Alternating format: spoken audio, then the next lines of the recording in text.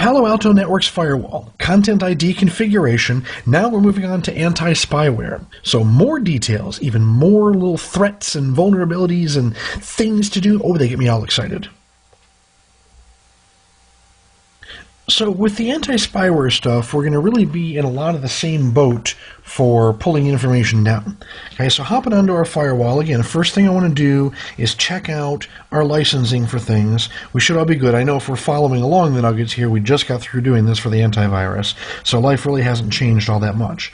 But going ahead and looking at our licenses, make sure that we have, where we at, threat prevention right here, that we are licensed, antivirus, anti-spyware, vulnerability, all going to follow the same thing right here. Then looking at dynamic updates, okay, go ahead and we can do a check now if we want to. Otherwise, we see that we're pretty much current on things, 224, 226. We've got the current information right here. Applications and threats is really the big thing that I'm looking at for both my vulnerabilities and my anti-spyware portion. Okay? So that we can take a look at the release notes if you want to see what all's covered in it. This will go through each one, updates. Okay, it tells you about new applications, modified applications, what their risk factor or risk level happens to be. Okay, so that's always kind of a good deal. What decoders have been modified on here as well, so keeping all that up to speed. Spyware signatures, file types as we get into that detection. I mean, lots of different things that we'll see from vulnerabilities and all that jazz. Okay, so lots of different things in the release notes. Great to check out. It tells you the version number that we're at and everything else. As we move through here, if once you're signed up on the support site, you'll also get emails for those each time a new one comes out. So it's good to kind of let you know that way, but we can also check on here as well. Now, either way, one thing I want to do is go ahead and check for what my schedule is going to be on this. Now, there's weekly is about when these are sent out. There is the possibility for flash updates on stuff. With vulnerabilities and spyware and things, that's something, at least from a personal standpoint, I'm a little bit more paranoid about. So I change this schedule, tend to have it be daily. Now, daily is the least that you can do on it. Okay? And then go ahead and pick whatever time that you want to do. I set my other one to 1 a.m., so I'll pick this one for 1:15, and download and install. I haven't had any experience with any of these updates going bad, so I know some people get kind of paranoid about doing a download versus download and install and want to do it manually. I prefer that my stuff can be updated by itself and kept up to date that way, at least until such time that I run into a problem with it. So that's my point of view for doing things on the schedule. So you'll be able to see right here for each of them what we have. Every day 1 a.m. for antivirus, every day 1:15 a.m. for the applications and threats, download and install. We're good to go on that, and we have the current version right now. Okay? So that tells me exactly where we're at on doing that.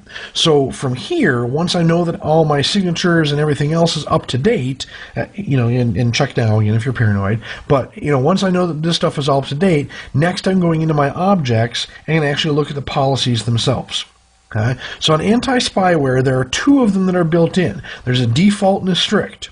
Okay? And you can kind of see the difference between them on here. So simple, critical, high, medium, critical, high, medium, and low as far as what my actions happen to be. No packet capture for it. Tells me that I'm alerting. If I'm strict, I'm going to be pretty much doing the same thing for those, but blocking instead. I can go into the details and see where it is that we happen to be for those things. In our case right here, I do want to kind of build my own policy, and we can see the details and stuff as far as where we're going into. So let's see, user-based protection, spyware. Okay, little festive names like that, whatever you want to name it, perfectly cool. So on here, go ahead and add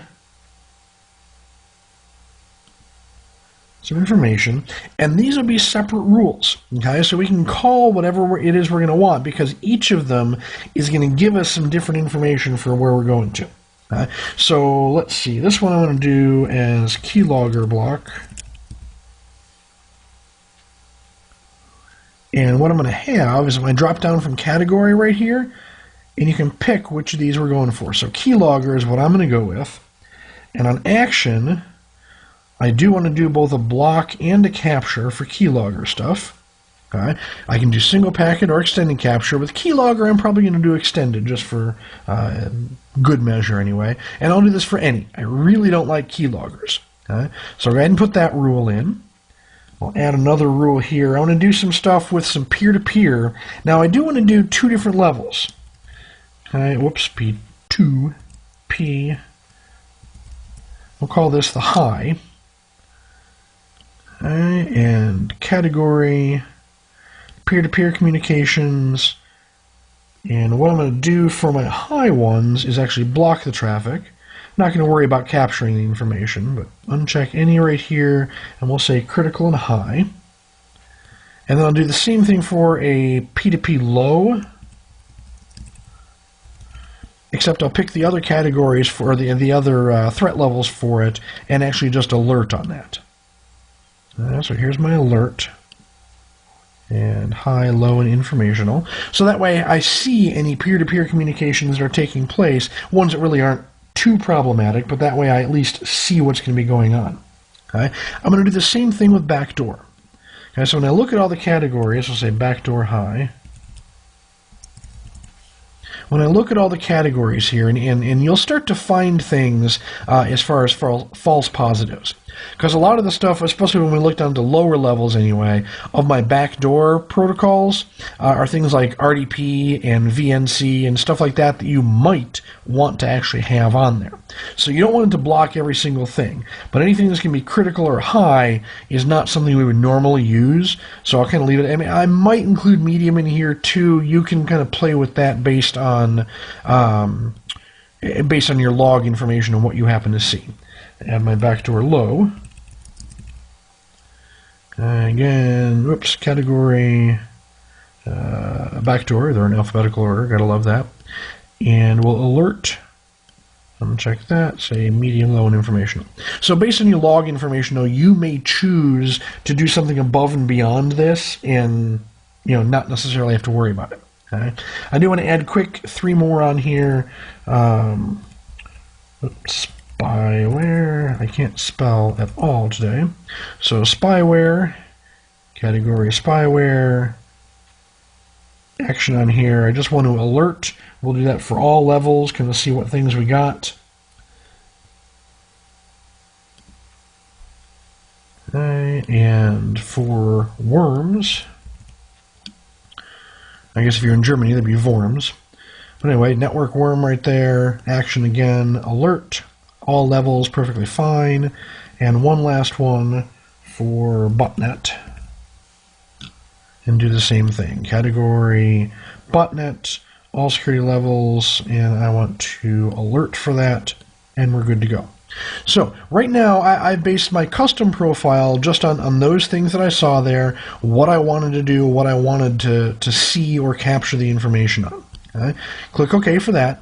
Once I have my profile on it, again, the same type of thing that we've done. I can go to my policy and really see what policy that I already have the antivirus on. Okay? So that's all going to be in there. I can click on that, and that'll only update the profiles portion.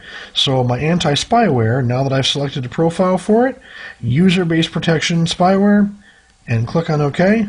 Now I have 2 icons at that level, and we're good to go. So as we start going through here, again, more content ID, now focusing on the anti-spyware. And we saw all the different categories of things that happen to put on there. Okay? So again, check for things. You need to have your threat protection, license, and updates. Make sure that you're up to date on that stuff. Set a schedule for it. Be good to go. Once I build my policies or decide where I'm at, I can either look at the default policies or I can do custom. And we had all sorts of categories. Now, we did one that included keylogger and peer-to-peer and backdoor and spyware and the network worm and botnet. There's a couple other categories that we didn't touch on there, but basically choose your own. I see what kind of things that you want to do. I did not do anything with DNS. We could have gone into the DNS tab on there and actually pulled information as well, which will capture information or sinkhole information based on what it is that you want to achieve. But we didn't do any of that. So after that, go ahead and set it in the policy, and you're good to go. Everything that we see from this, by the way, shows up in the threat log. So that's where we'd be able to see information as we get traffic moving or as we get stuff moving through the firewall and see what triggers that we did or didn't have. I hope this has been informative for you, and I'd like to thank you for viewing.